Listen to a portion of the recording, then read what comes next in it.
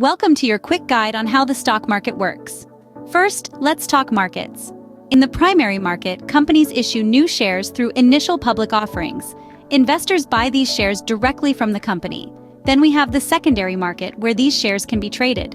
This is where major exchanges like the New York Stock Exchange and NASDAQ come into play. But what about the individual investor? That's where brokers step in. They act as intermediaries, executing trades on behalf of investors. And with online brokerages, accessing the stock market has never been easier. Each company has a unique stock ticker symbol. For instance, Apple Inc. is represented by the ticker symbol AAPL. To buy or sell stocks, investors place orders through their brokers.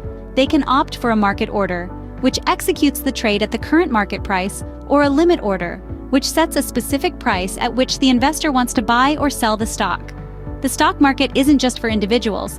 Institutional investors and market makers also play significant roles. They provide liquidity, facilitating trading. Stock prices are influenced by various factors. Investors often use fundamental and technical analysis to assess a stock's value and make investment decisions.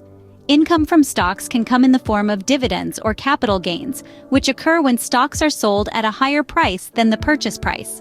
Remember, stock markets are regulated to ensure fair and transparent trading. Bodies like the Securities and Exchange Commission oversee market activities and enforce rules to protect investors. That's your quick guide to the stock market. Enjoy the ride on the roller coaster of investment.